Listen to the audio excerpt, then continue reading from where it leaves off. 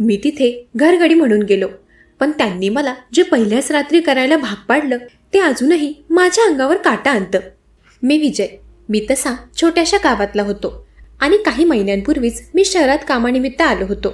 माझं लग्न झालं होतं. माझी बायकोही गावाकडे होती. मी त्या शहरात छोटं मोठं मजुरीचं काम करायचो.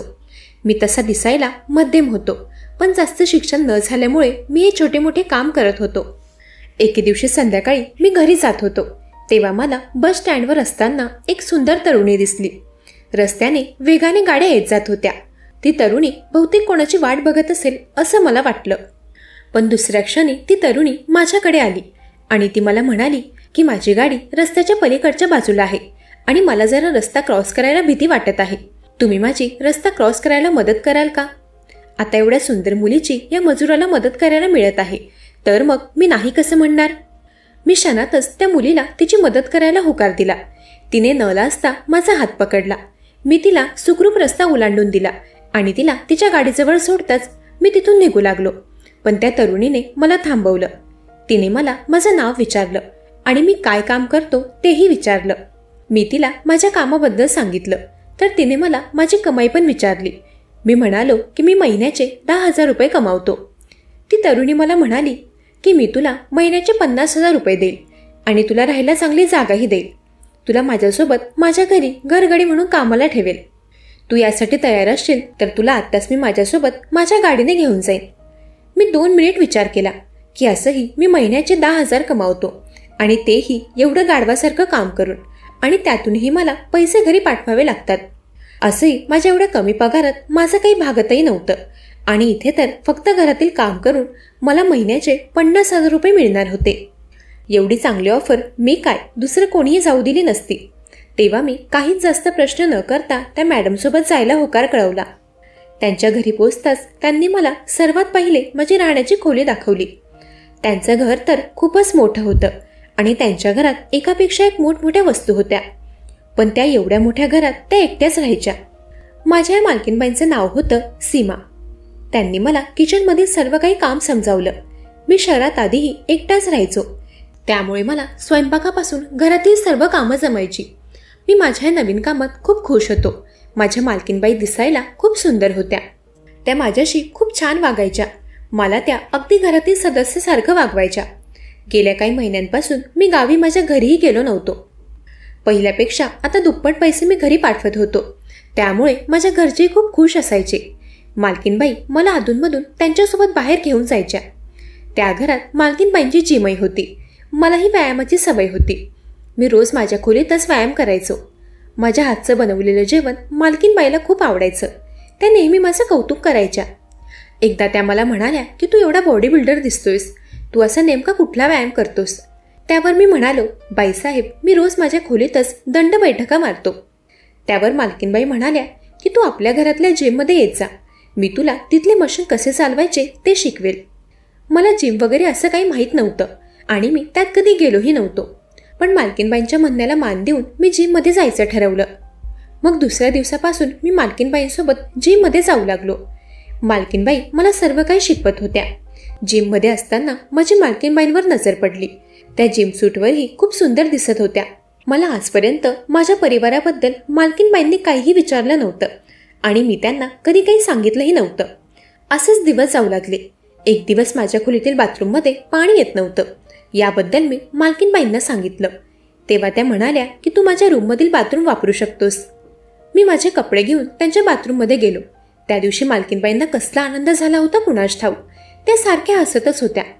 त्यांना नेमकं त्या दिवशी काय झालं होतं मला काहीच कळत नव्हतं. त्या रात्री मालकीनबाईंनी मला एक नवीन ड्रेस आणि एक स्प्रे आणून दिला. त्या मला म्हणाल्या की आज तू तुझ्या खोलीला लॉक कर आणि माझ्या रूममध्ये ये. मग रात्री जेवण झाल्यावर मी मालकीनबाईंच्या रूममध्ये गेलो. त्या रूममध्ये सर्वत्र अंधार होता. आत जाताच मालकीनबाई माझ्याशी बोलू लागल्या, पण तेव्हा त्या मला दिसत नव्हत्या. पण त्यांचा आवाज मला येत होता. मी त्यांना म्हणालो, बाईसाहेब तुम्ही मला दिसत नाहीत, लाईटचा काही प्रॉब्लेम झालाय का?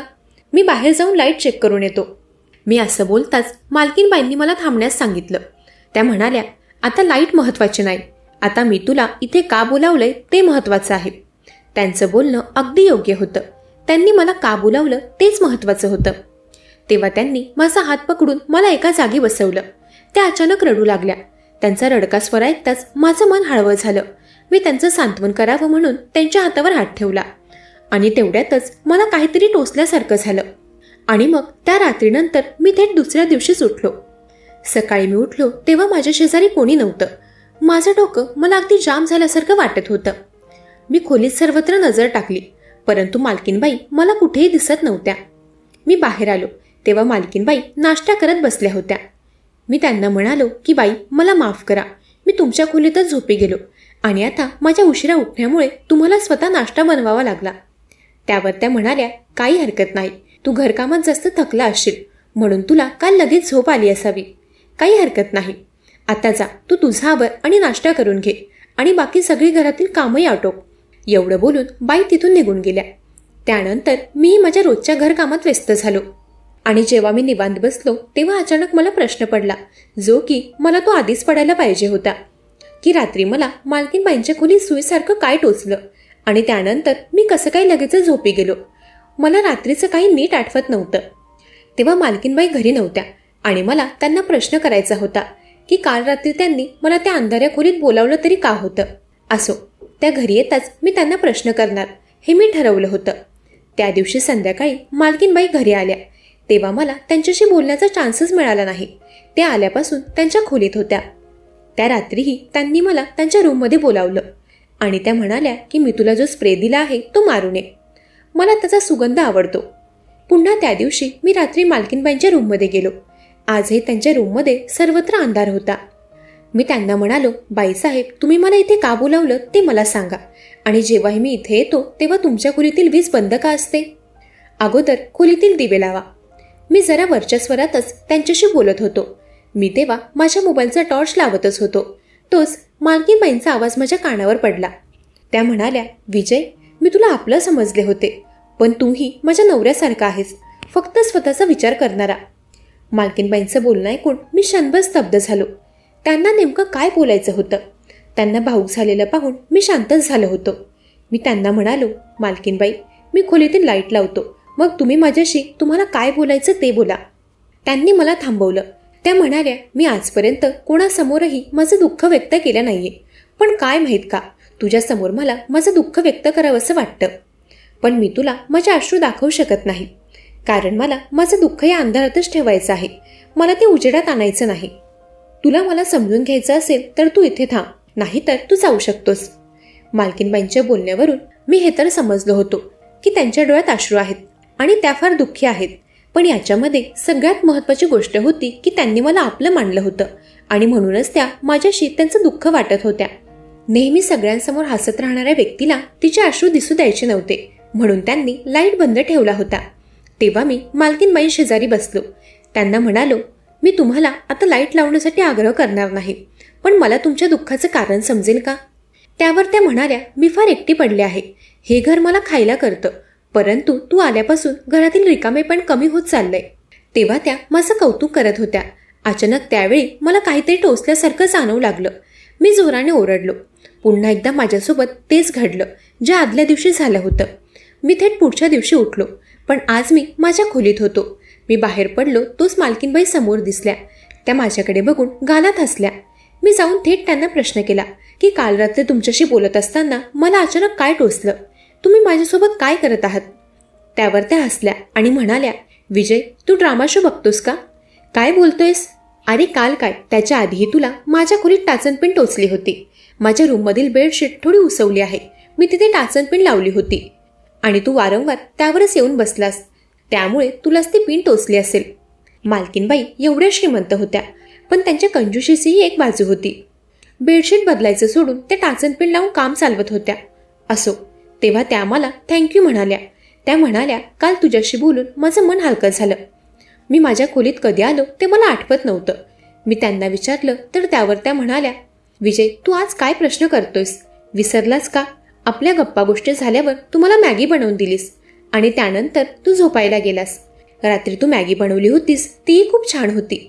तुला त्यासाठी धन्यवाद द्यायचं राहिलं होतं, कारण काल तू लवकर तुझ्या खोलीत निघून गेला होतास. तेव्हा मला लक्षात आलं की मी उगाच मालकीनबाईंवर संशय घेत होतो. त्यानंतर असंच एक दिवस मध्यरात्री माझ्या कानावर एक नाही तर 2 आवाज पडले. एक आवाज तर मालकिनीचा होता आणि दुसरी व्यक्ती माझ्यासाठी अनोळखी होती. काम झालंय असं बोलताच त्या खोलीतील लाईट सुरू झाला. मला मालकीनबाई कुठेतरी घेऊन निघाल्या होत्या, पण तेवढ्यात मी डोळे उघडले. मला पाहून त्या दचकल्या आणि 2 पावलं मागे सरकल्या.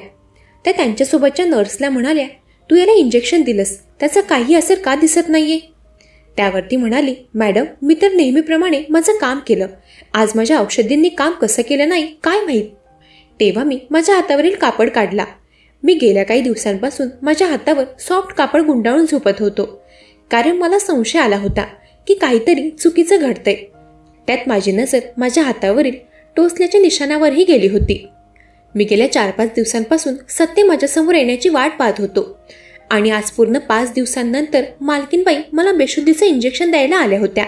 परंतु त्यांनी मला इंजेक्शन दिलं ते माझ्या हाताला न लागता ते माझ्या हातावरील कपड्याच्या जाड आवरणावर दिलं गेलं आणि मी जागीच होतो. मी त्यांना म्हणालो, मालकीनबाई तुम्ही माझ्यासोबत हे काय करत होत्या? तुम्ही मला कुठल्या गोष्टीत फसवत आहात? त्यावर त्या म्हणाल्या, मी समजते तेवढा तू मूर्ख नाहीयेस, पण आता तुझी हुशारी काही कामाची नाही. खूप वेळ झाला आहे. आता गप माझ्यासोबत चल. माझं काम होताच मी तुला तुझ्या गावी सोडून देईल. तुझे सगळे रिपोर्ट मला हवे होते तसेच आहेत. आता मला ड्रामा नकोय.